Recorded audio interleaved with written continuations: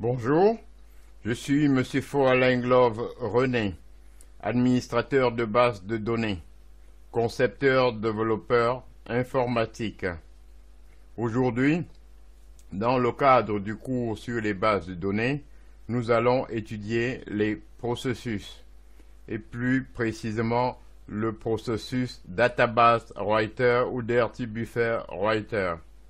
En effet, le processus DBWR, Database Writer ou Dirty Buffer Writer, transfère les blocs de données modifiés ou cells Dirty Buffer du buffer mémoire de la SGA dans les fichiers disques de la base de données. Dès qu'un ordre SQL de type insert, update, delete intervient, il travaille prioritairement avec les buffers de données en mémoire pour plus de performance.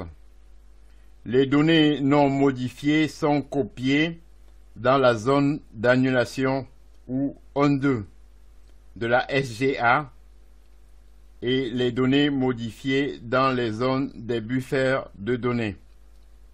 La zone de mémoire redo-lock, c'est-à-dire destinée à être traitée par le lock writer, est elle aussi modifiée. En cas de validation de transaction, c'est-à-dire ordre commit, le database writer libère la place des enregistrements dans le undo segment.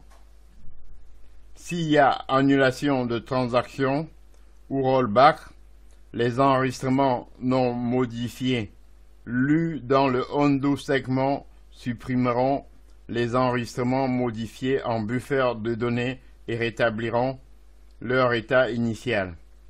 Le database writer, le rôle de la database writer est de vérifier qu'il a toujours suffisamment de buffers libres en mémoire.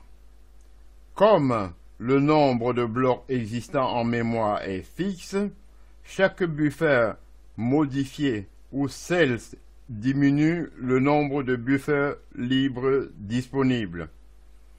Dans ce cas, si un ordre SQL a besoin de lire des données depuis les fichiers de données pour les placer dans le buffer de données mémoire, un algorithme LRU, List Recently Used, écrit les plus anciennes données modifiées sur le disque pour libérer de la place mémoire.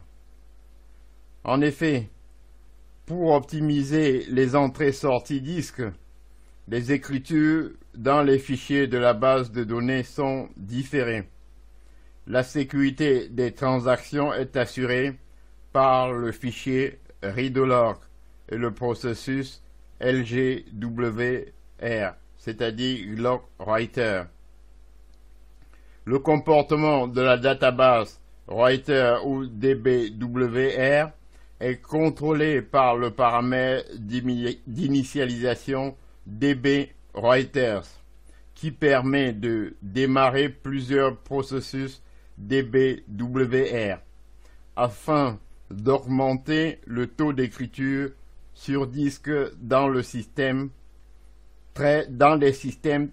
très fortement sollicités. Nous vous conseillons de démarrer une base avec un seul processus et d'en augmenter progressivement le nombre dans les systèmes très sollicités en entrée-sortie disque. Ainsi donc, j'en ai terminé avec ce cours sur le processus DBWR ou Database Writer. Je vous remercie.